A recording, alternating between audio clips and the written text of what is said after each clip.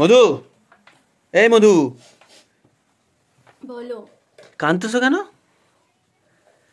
তুমি কাঁদতেছো কেন? হ্যাঁ, এই কাঁদছো কেন? কি নিয়ে বসছো? তুমি কাঁদতেছো কেন আমাকে বলো তো আগে।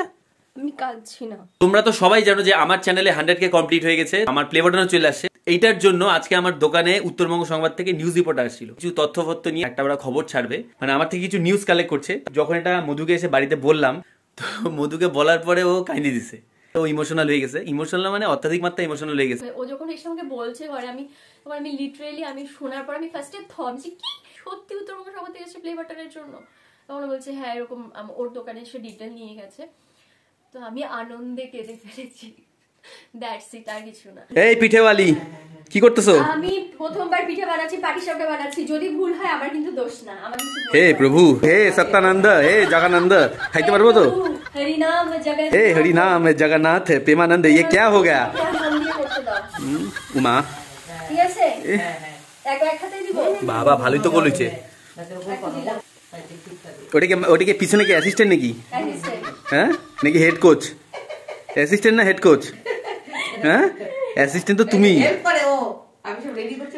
হ্যাঁ, হেড কোচ, কোচের থেকে শিখে শিষ্য বানাচ্ছে পিঠা। বলে কি সোনামণি একটু বানিয়ে আমাকে একটু উদ্ধার করো। বাবা, এটা কি পিঠে করতেছো তুমি? এটা পাটিসাপটা।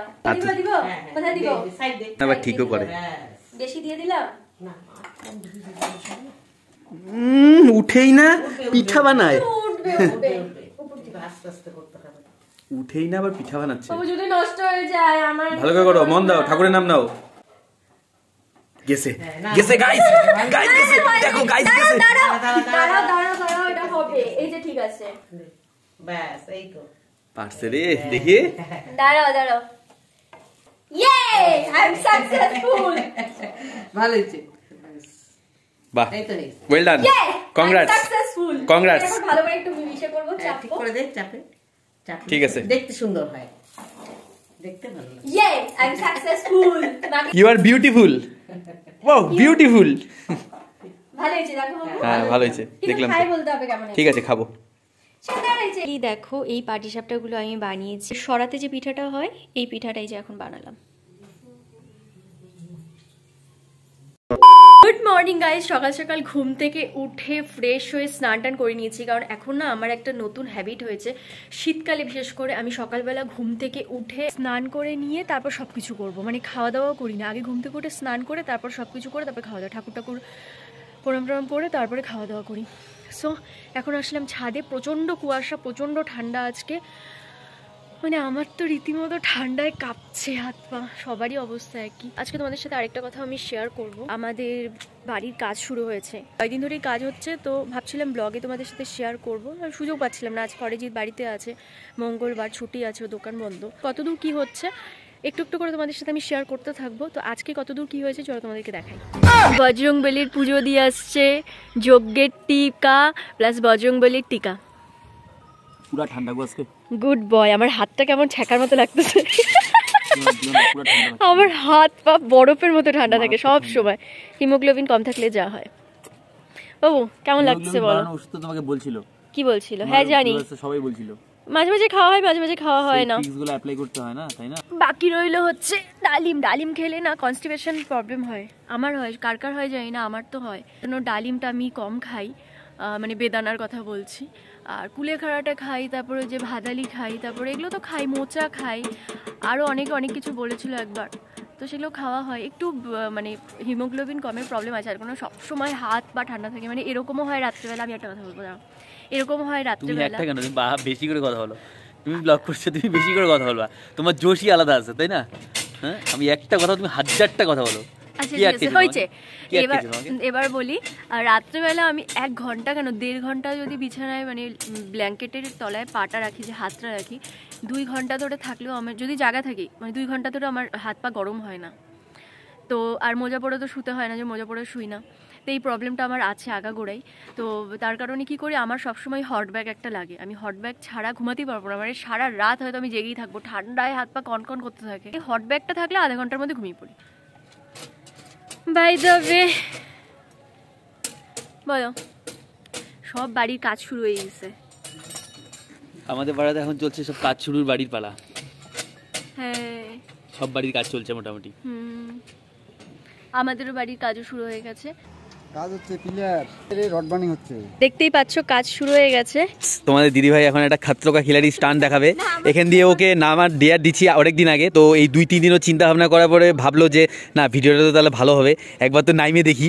ঠিক আছে, এখানে এখন খাতরকা খিলাড়ি স্টান্ট দেখাবে। ঠিক আছে, তোমরা সবাই হাততালি দিবা। খাতরকে খিলাড়ি। ও আর আটকে থাকবা, চাপ নাই। তুমি একটা রশি বেঁধে দিচ্ছি, যেই তুমি পিছলাবা আমি রশি ধরে টানবো, কুয়াতে যেভাবে জল উঠায় সেরকম। ঠিক আছে, আমি তো তোমাকে এগুলা ডেয়ার দেই নেই, তুমি তো এগুলা পারবা এগুলা, তাহলে আমি কেন কিছু না, আমি নামবো না, আমি খালি এখানে বসবো। 500 টাকা। 500 টাকা মানে গাছে ফলে 500 টাকা। ওখানে বলে ক্যাচ ধরবে, দেখো ক্যাচ ধরার জন্য দাঁড়িয়ে আছে। দেখো দুজন উইকেট কিপার দাঁড়িয়ে আছে ক্যাচ ধরার জন্য। টাকা ক্যাচ ধরবে না, আমাকে ক্যাচ ধরবে। যদি এখান থেকে পড়ো 500 তুমি পাবা, 250 তোমার আর 250 সে জমার। এটাই বলছে। হবে না, পিছলাই যাবে তো আমার। হ্যাঁ পিছলাবে তো।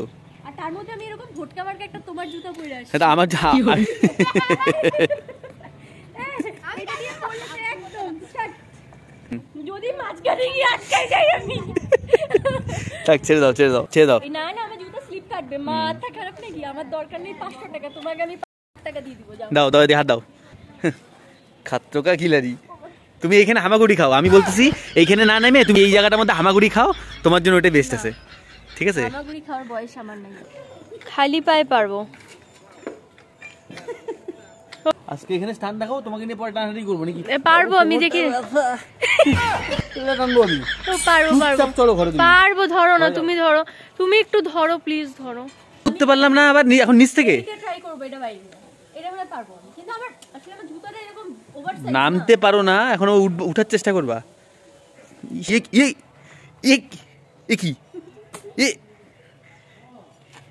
বাস, চ্যালেঞ্জ অ্যাকসেপ্টেড।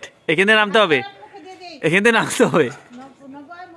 নামতে পারবো না, নামতে কেমন ভয় ভয় লাগে। পারবো হয়তো। এটা ধরো তাহলে হবে। ওই রে 12টা বাজায় না, পরে একটা ব্লগ বানাতে গিয়ে যদি তুমি এরকম একদম, টাকা কিন্তু আমার হাতে লাগবে। তুমি একাই চ্যালেঞ্জ দিছো, তুমি মনে শান্ত না। আমি অনেক কষ্ট করছি, সিরিয়াসলি বললাম। এটা সিরিজে আমার কষ্ট। হ্যাঁ, আমার পায়ে ব্যথা হচ্ছে। খাইছে, আমি খালি পায়ে করছি না। Successful, I am beautiful. ভাইছে কনফিডেন্সটা, সেই মনোবলটা থাকতে হবে যে তুমি পারবা। হার জিত সবকিছুতেই আছে, কিন্তু তোমাকে পারতে হবে, তোমাকে জিততে হবে। এই জিনিসটা যদি যার মধ্যে থাকবে, সে কোনো কিছুতে কোনোদিন পিছা থাকবে না। এটা মাথায় রাখবা। খাতরকা খিলাড়িতে যাচ্ছি না, ওইটা হচ্ছে যে আশা রাখলে এটাই হচ্ছে বেস্ট। তুমি আপাতত আমার সংসারটা সামলাও, এইটাই আমার সবচেয়ে বড় খাতরকা খিলাড়ি। ঠিক আছে, এই খাতরাটাই তুমি দূর করো, তাহলেই খিলাড়ি বানাই দিব তোমাকে। ঠিক আছে। রড বাইন্ডিং করার জন্য যে রডগুলো লাগবে, সেই রডগুলো এখানে চলে আসছে। আর ওখানে একটা ঘর করা হয়েছে, কাজেরই কিছু জিনিস রাখা হয়েছে এই ঘরটার মধ্যে। এই ঘরটাতে একটা পিকনিকের আমেজ আছে প্রথম দিন থেকে। হ্যাঁ, চারিদিকে ঢাকা। হ্যাঁ, জমি একটা মাংস, সেই জমে মাংস ভাত খাওয়াবে এখানে।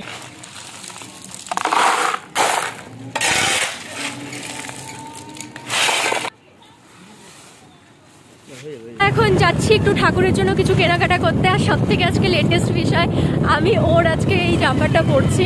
মা তো আমাকে দেখে কি হাসি, বলছে ভালোই, একজন কিনবি 2জন মিলে পরবি, বউ জামাই 2জন মিলে পরবি। আমার যে জিনিসগুলো ছিল ওগুলো সব ঢোকানো আছে, আমার আর ইচ্ছা করছে না এখন বের করতে। আরো প্রচন্ড তাড়াহুড়া দিচ্ছে, বলছে না এক্ষুনি চলো।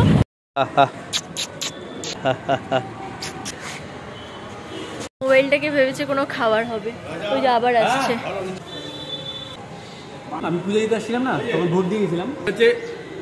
এটা হচ্ছে মায়ের তো বলছিল দুপুর 2টা পরে আসলে ভোগ রেডি হয়ে যাবে। তো এটা হচ্ছে মায়ের প্রসাদ, আর এটা হচ্ছে বাবা ভোলে বাবার প্রসাদ। আজকে তুমি প্রসাদ তোমার ভাগ্যে লেখা ছিল। ও মানে তুমি যখন আসো কোনোদিনও এই প্রসাদটা পাও না, তাই তো? আজকে আমি আসছি, আজকে আমার ভাগ্যে ছিল বলেই প্রসাদটা পাচ্ছি। এত দিলাম, এই রে অনেকটা দিয়ে দিল। দুজন মিলে খাই এখান থেকে। দেখো, ভাগ্যে থাকলে অনেক কিছুই পাওয়া যায়। একটা মাসের একটা মঙ্গলবার করে ও বজরংবলী পুজো দিতে আসে, এখানে যজ্ঞ হয়, সবকিছুতে ও থাকে। যে মহাভোগটা থাকে সেটা নিতে পারে, তার জন্য কিছু টাকা দিয়ে যেতে হয় এখানে। আমার ইচ্ছা থাকে, ধরো সেদিন আমি এখানে ভোগের জন্য কুপন কেটে নিয়ে যাই, মানে রসিদ কেটে নিয়ে যাই, পরে আমাকে প্রসাদ নিয়ে যেতে হয়। এটি হচ্ছে এখানকার মহাভোগ। কোনো সময় মায়ের ভোগ হয়, কোনো সময় বাবার ভোগ হয়, কোনো সময় রাধা গোবিন্দর ভোগ হয়, যখন যেটা অ্যাভেলেবেল। বজরংবলী ঘিয়ের প্রতিকেই সন্তুষ্ট। বজরংবলীকে ঘি প্রতি দিলে ধন বৃদ্ধি হয়, ঠাকুর সন্তুষ্ট হয়। মা কালীকে শস্যাতলের প্রদীপ দিলে মা কালী সন্তুষ্ট হয়, মহাকালকে শস্যাতলের প্রদীপ দিলে সন্তুষ্ট হয়, আর রাধাকৃষ্ণকে রিভাইন তেল দিলে সন্তুষ্ট হয়, শনি মহারাজকে তিলের তেল দিলে শনি মহারাজ সন্তুষ্ট হয়। দেবদেবী এক এক রকম জিনিস দিয়ে পূজা করলে এক এক তারা সন্তুষ্ট হয়। প্রসাদ তো নেওয়া হয়ে গেল, এখন আমরা বাড়িতে যাব, গিয়ে আগে প্রসাদটাকে রাখবো, তারপর আবার বেরোবো। আসছি, কালকে বাড়ির পূজা আছে, যেহেতু ছাদ ঢালাই স্টার্ট হয়ে যাবে, তো বাড়ির পুজোর জন্য যা যা এখন প্রয়োজন সেই জিনিসগুলোই এখন নিব। তো এখন দশমা ভান্ডারের সামনে আসছি। যাও কেন?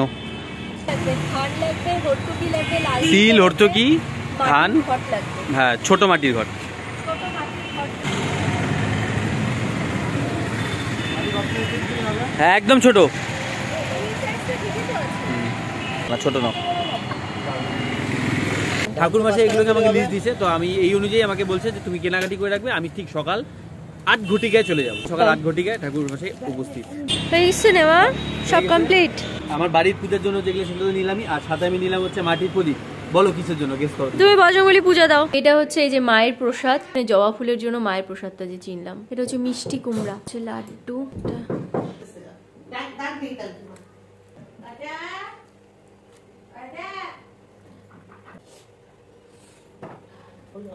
এনাফ প্রসাদ দেয়, মানে এই প্রসাদটা নিলে একজনের থেকে 3 জনের পেট ভরে খাওয়া হয়ে যায়।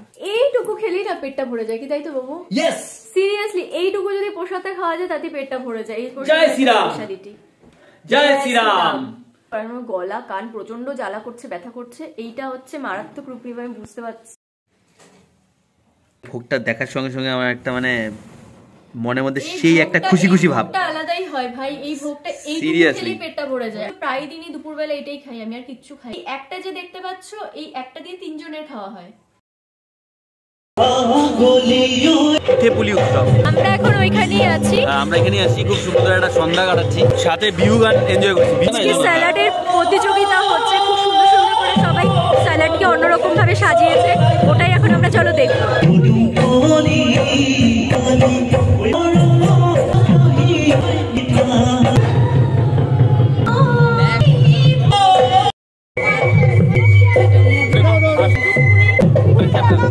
মুগের পুলি নিলাম, মুগের পুলি। বললাম যে তুমি খাও, আমি খাবো না।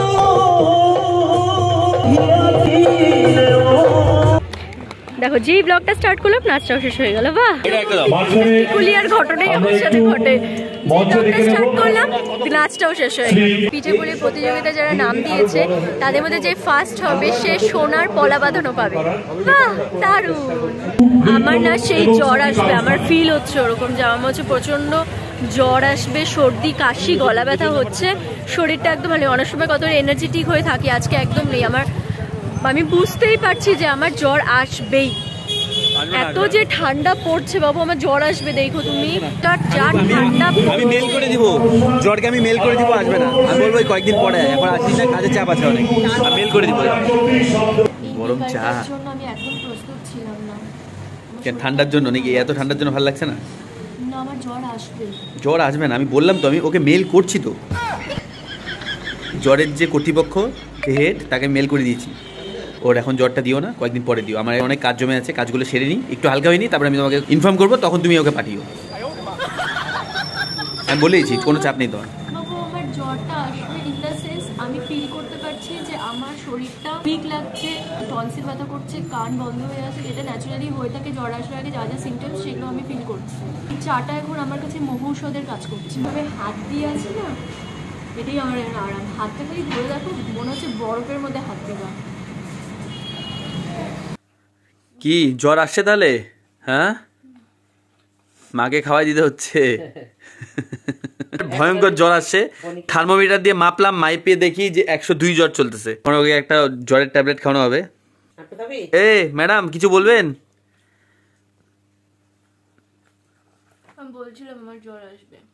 তুমি তো সর্বজান্তা। ঝট করে জ্বরের ওষুধ খাওয়াবো, 2 থেকে 3 ঘন্টার মধ্যে কাজ হয়ে যাবে। তারপর আবার কিছুক্ষণ পরে আমি থার্মোমিটার দিয়ে মাপবো, মাপার পরে দেখবো জ্বর গায়েব। আমার শরীরটা সে খারাপ লাগছে। আলিজুয়েল আলিজুয়েল আলিজুয়েল, সব ঠিক হয়ে যাবে, চাপ নেই কোনো। ঠিক হইলেই ভালো। কালকে ছাদের পূজা হবে। আমি তো কিচ্ছুতে থাকতে পারবো না। থাকবা এখন আমি একটা ওষুধ খাওয়াই নিচ্ছি। তো আশা করছিলাম কালকে আমি সবকিছুতে থাকবো। আমার লাইফ এক্সপিরিয়েন্স থেকে বলছি যে কোনো কিছুতে অতিরিক্ত এক্সপেকটেশন কোনো দিন ভালো না, যেটা আজকে তোমার সাথে আবার ঘটলো। ব্রাহ্মণ আসবে, একটা সোয়েটার, তার নিচে উলি কোট, চাদর, তারপর আছে একটা মোটা জাম্বো কম্বল, পায়ে মোজা, বাস। তাও কাঁপতেছিলাম। জ্বর আসছে না, স্বাভাবিক। কালকে সকাল 8টার সময় ঠাকুরমশাই আসবে, কালকে সকালবেলা পূজা হবে, আর আমি সকাল আমি স্নানই করতে পারবো না। তুমি চুপচাপ এনজয় করবা, আর এক্সপেকটেশন চিন্তা করা লাগে। ভগবান দিয়েছে তোমাকে এখন জ্বর, ভালোবেসে তোমাকে ভগবান একটা গিফট পাঠাইছে, অ্যাকসেপ্ট করতে শেখো, তাই না? দেখা হচ্ছে আবার পরের ভিডিওতে। চলো, ততদিন তোমরা ভালো থাকো, এন্ড দিদি ভাইয়ের জন্য প্রে করো যে গেট ওয়েল সুন। ইয়েস, তাড়াতাড়ি যেন সুস্থ হয়ে যায়। ব্লগটা করার এখানে আরো একটা কারণ, সেটা হচ্ছে কালকে যদি মানে ব্লগ আসতে যদি দেরি হয় তাহলে তোমরা একটু বুঝে নিও যে শরীরটা ভালো নেই, তাই দিচ্ছি না। শরীর ঠিক হয়ে যায় তাহলে আবার রেগুলার ব্লগ আসবে।